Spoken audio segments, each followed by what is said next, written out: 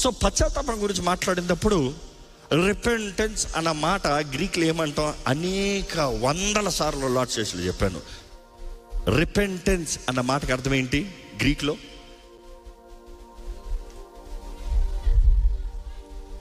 Repentance అన్న మాట గ్రీక్లో చూసినప్పుడు 2 పదాల మాట, which means metanoia. Metanoia, meta means change, మార్పు, మార్గంలో మార్పు. Meta is also with or the way, which also says change. Change in the way, మార్గంలో మార్పు. నోయ మీన్స్ మైండ్, మనస్సు. సో మనస్సులో మార్గంని మలచుకోవాలంట. మనసు, where there is a will there is a way. అంటే మనసులో మార్పు కలిగితే జీవిత విధానంలో మార్పు కలుగుతుందంట. మనసు మార్చుకునే వ్యక్తికి జీవిత విధానంలో అన్నీ బాగుంటుందంట. ఈరోజు మిమ్మల్ని అడుగుతున్నాం, మీ మనసు మారిందా? రక్షించబడిన వారు ఒకసారి ఇక్కడ చేతులు ఎత్తుతారండి. All who are saved, blood washed, water baptized, Holy Spirit filled. Wonderful. మీకు ఇంకా బాగా ఈ మెసేజ్ పడుతుంది. రక్షించబడిన వారు ఉన్నారు, దే ఆర్ వెరీ గుడ్. ఎందుకంటే స్టార్టింగ్ ఎర్రర్స్ లేవనుకో, సులభంగా చేసేయచ్చంట. ఎప్పుడు తప్పుడు చేయనోడికి ప్రారంభం నుండి కరెక్ట్గా నేర్చుకున్నోడు సులభంగా వెళ్ళిపోవచ్చంట. ఒకటి తప్పైన రీతికి అలవాటైన తర్వాత దాన్ని మార్చి మళ్ళీ కరెక్ట్ చేసుకుంటాం చాలా కష్టం అంట. దేవుని వాక్యం తెలియజేస్తుంది, మనస్సు మారాలి. మెటానోయ, నీ జీవిత విధానం అంటే నీ మనసులో మార్పు రావాలి. అందుకనే గత ఆదివారం కూడా బోధిస్తూ వచ్చాము, దేవుడు కానీ అపవాది కానీ నీ మనసు పైన కంట్రోల్ తీసుకోవాలని ఆశపడుతున్నాడు. రక్షించబడిన మనమందరం, మన ఆత్మ యేసు సొత్తు, ఆయన రక్తంలో కడగబడ్డాం. మన శరీరము దేవుని ఆలయము. కానీ మన మనసు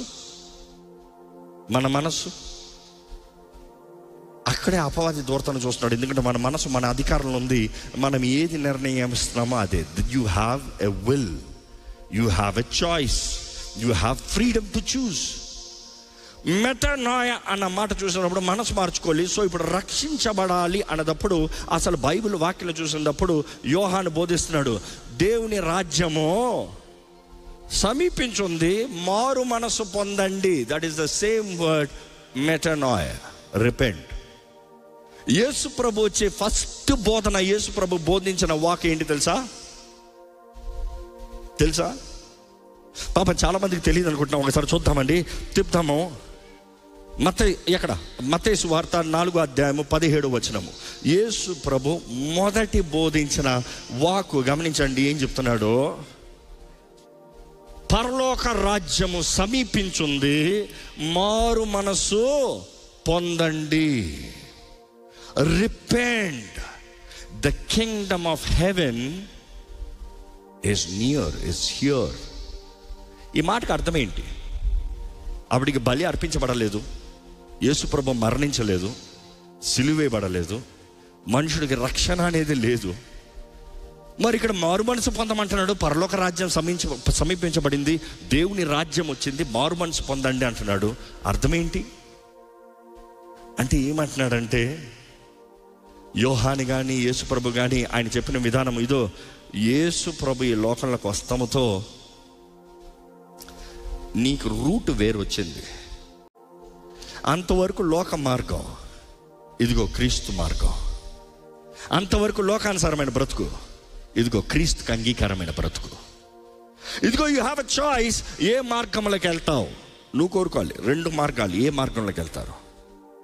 ఎందుకంటే రిపెంట్ అనేది ఒకటి, ఫస్ట్ టైం రిపెంటెన్స్. ఒక వ్యక్తి లోకాన్ని విడిచి క్రీస్తుకి తన జీవితాన్ని సమర్పించి క్రీస్తుతో బ్రతుకుతానికి తన మనసులో నిర్ణయిస్తాం. కానీ 2వ రకమైన రిపెంటెన్స్ అంతది అనుదిన repentance, everyday repentance. Not one time repentance, everyday repentance. What is everyday repentance? ఏంటి? అనుదినము నువ్వు రక్షించబడటానికి ఏంటి? ఎందుకంటే రిపెంటెన్స్ అన్న మాటకు అర్థం ఏంటంటే ఒక మార్గాన్ని మలుచుకోవాలి, ఒక తలంపుని మార్చుకోవాలి. ఇక్కడున్న మిమ్మల్ని అడుగుతున్నానండి, రక్షించబడి బాప్తిసం తీసుకున్న వారు ఇంతమంది ఉన్నారు, ఇంకా మీలో మారాల్సింది ఏదైనా ఉందా? నాలో ఇంకా మారాల్సిన స్వభావం ఉంది అన్నవారు ఉంటే చేతులు ఎత్తి చూపిస్తారా? అంటే we all need to repent. That is why we are here. కొన్ని మనకి తెలియని మార్గములు, అంటే మన పితరులను నడిపించిన మార్గము, లోక మార్గము, లోక ట్రెండ్, ఏదో చిన్నప్పటి నుండి ఇట్స్ ఓకే, ఇందులో ఏం తప్పు ఉంది. కానీ సడన్గా దేవుడు తెలియజేస్తున్నాడు, ఈ మార్గం కాదు, ఆ మార్గంలోకి రావాలి, తిరగాల్సిన అవసరం ఉంది. You need to change your way. కొన్ని మాటలు మనకు ఓత పదాలు ఉంటాయి చిన్నప్పటి నుండి.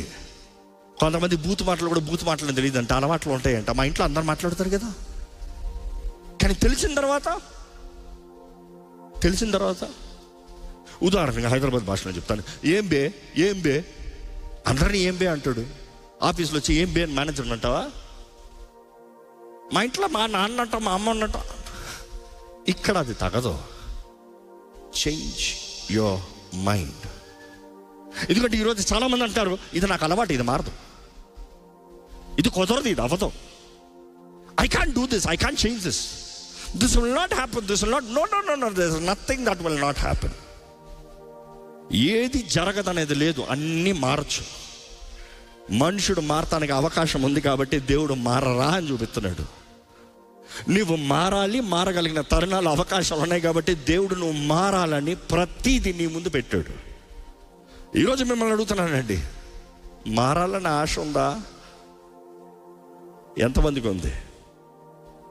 అందుకని మీరు ఇక్కడ ఉన్నారు. But I'm challenging you. మారే శక్తి ఉందా అని మిమ్మల్ని అడగలే, మారాలని ఆశ ఉందా అని అడిగా. ఆశ నీకుంటే పట్టుకునే దేవుడు ఉన్నాడు. ఆశ నీకుంటే నిన్ను బలపరిచి నీలో మార్పు తెచ్చే పరిశుద్ధాత్ముడు, క్రీస్తుని మృతుల్లోండి లేపిన ఆత్మ నీలో కార్యం జరిగిస్తానికి సిద్ధంగా ఉన్నాడు. నమ్మేవారు బిగ్గరగా హల్లెలూయా చెప్తామా? ఇంకోసారి అడగాల్సిన అవసరం లేదు, అంత గట్టి చెప్తున్నారు. Praise God for you. కానీ బైబిల్లో తెలియబడుతుంది, there is also false repentance. One is first time repentance, second is ongoing repentance. ప్రతిదినము మారుతూ రావాలి. ఇది ప్రతిదినం మారుతూ రావాలంటే, ఇంకొంచెం డీప్కి వెళ్ళాలంటే, పర్సనల్గా రావాలంటే, భార్య భర్తలు చూడండి, ఇద్దరికి వివాహం అయింది, జతపరచబడ్డారు, ఒకే ఇంట్లోకి వచ్చారు, ఇద్దరు కలిసి బ్రతుకుతున్నారు. You could be right, she could be right, but sometimes both need to change, to fix, to adjust. అర్థమవుతుందా? నేను ఇంతే అంటే ఏ కుటుంబం కట్టబడదు. ఇద్దరు రైటే, ఇద్దరు పర్స్పెక్టివ్లు ఇద్దరు రైటే, వాక్యానుసారంగా దోషమేమి లేదు. కానీ ఇద్దరు కలిసి బ్రతకాలంటే there has to be change. That change is repentance. మనము కూడా దేవునితో బ్రతకాలంటే, మనం రక్షణ పొందిన వారిని, క్రీస్తుతో జతపరచబడిన వారిని, నీతో దేవుడు ఉన్నాడు, పరిశుద్ధాత్ముడు ఉన్నాడు. పరిశుద్ధాత్ముడు నీలో ఉన్నప్పుడు నువ్వు ఎలా పడతా అలా ఉంటాను కాదు. కొన్ని విషయాలు తప్పని కాదు, కానీ దేవునికి అంగీకారం కాదు. నువ్వు చేసే విధానము could not be offensive, but then it's not honorable, because it is always the question is it honorable? ఎందుకంటే భార్య భర్తని గౌరవించాలి, సంఘం క్రీస్తుని గౌరవించాలి. కొన్నిసార్లు భార్య అన్న మాట తప్పు కాదు, కానీ గౌరవపూర్వకమైందా? You see, that is the correction. If it is not, be willing to change. దేవుడు కోరేది అదే, మనలో మార్పు రావాలని, మనము మారాలని, మన జీవితము దేవునికి అంగీకారంగా ఉండాలని.